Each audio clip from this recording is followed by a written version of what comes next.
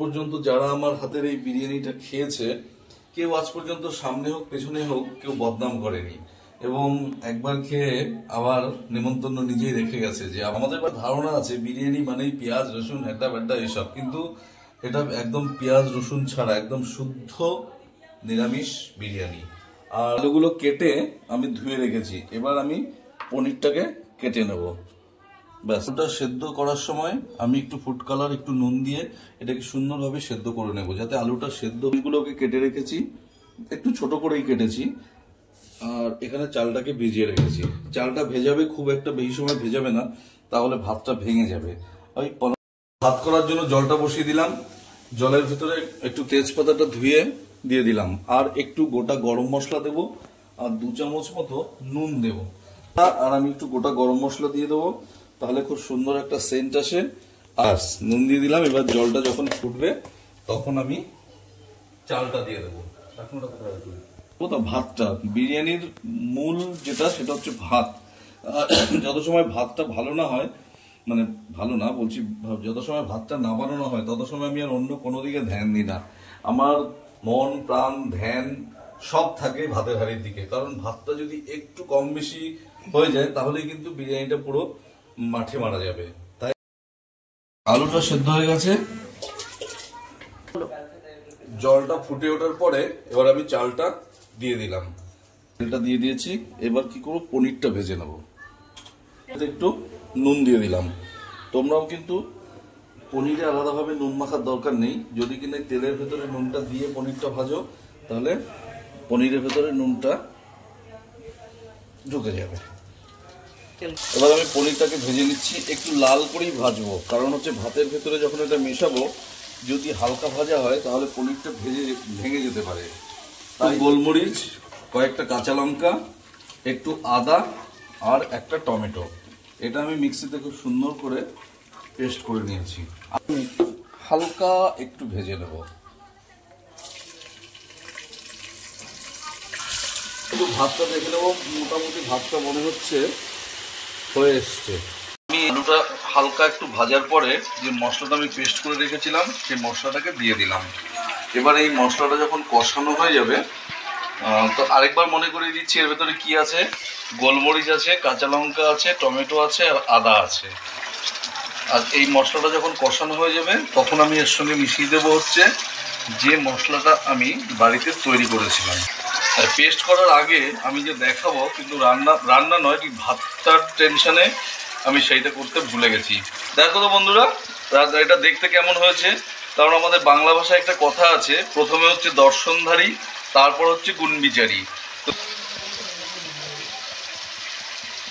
পুরোটা তো এখানে মেশাবো না, এর ভেতরে আমি এবার পনিরটাকে ছেড়ে দেবো। কারণ পনিরটার সঙ্গে যদি মশলাটাকে একটু কষিয়ে নেওয়া যায় তাহলে পনিরের স্বাদটাও সুন্দর হয়ে যাবে। বেশি দেবো। আমার এই আলু পনির মশলা এটা মাখানো কষানো দুটোই একদম কমপ্লিট। এই দিকটা ভাতটাকে ঠান্ডা হতে দিলাম, না হলে ভাতটা দলা পাকিয়ে যাবে। এই রান্নাগুলো করার জন্য ঘি মাখন এটা আমি একদম কৃপণতা করি না, কারণ যে কোনো তরকারিতে মাখন দিলে স্বাদটাই পুরো চেঞ্জ হয়ে যায়। আর আমি আরেকটা জিনিস, এই যে ফ্রেশ ক্রিম, আমার রান্নার এই যত সময় আমি এই ফ্রেশ ক্রিমটা না ঢালি তত সময় যেন আমি শান্তি পাই না। তাই এই ফ্রেশ ক্রিমটা আমি ইচ্ছা মতো ঢালতে থাকি। আর দেখো, এটা যতটা দেবে তত বেশি স্বাদ আসবে। অনেকে দুধ দেয় বিরিয়ানিতে, আমি আর আলাদা করে দুধ দেই না, এইটা দিয়েই আমি দুধের কাজটাকে সেরে নিই। ফ্রেশ ক্রিমটাকে নাড়িয়ে চাড়িয়ে ভালো করে মিশিয়ে নিতে হবে একদম চারিপাশে।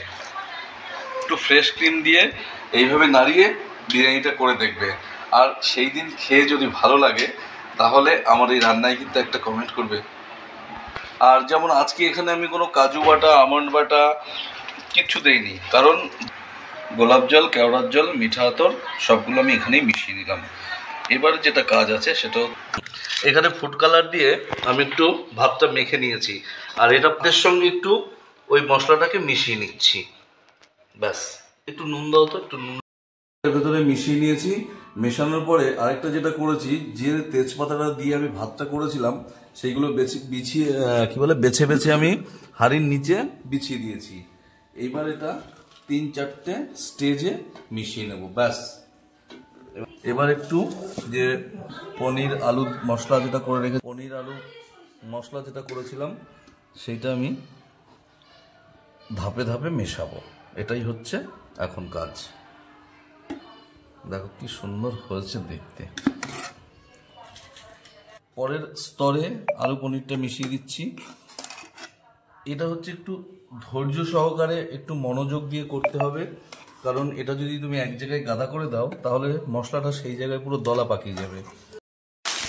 হয়ে গেছে। এবার লাস্ট যেটা করেছি সেটা হচ্ছে আমি কড়াইয়ের ভেতর একটু ভাত দিয়ে একটু এটা দিয়ে নাড়িয়ে সব ভাতগুলোর সঙ্গে আমি মিশিয়ে নিয়েছি যাতে মশলাটা ভাতের সাথে চলে আসে, ব্যাস। আমার বিরিয়ানির প্রসেস কমপ্লিট। এবার যেটা হবে সেটা হচ্ছে এটা আমি একটু দমে বসাবো। ব্যাস,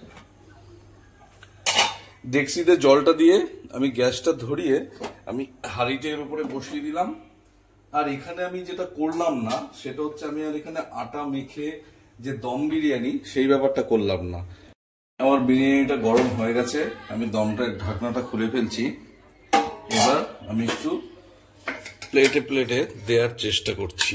দেখো তো বন্ধুরা দেখতে কেমন হয়েছে, আগে দেখা তারপরে খাওয়া। আমি আগেও একবার বলেছিলাম বোধহয়, প্রথমে দর্শনধারী তারপর হচ্ছে গুণ বিচারী। কোনো জিনিস যদি দেখতে ভালো না লাগে তাহলে তার গুণের বিচার আমরা করি না। দেখো, আর তোমরা সময় পেলে সবাই মিলে অবশ্যই চলে আসবে আমার এই হেসেলে।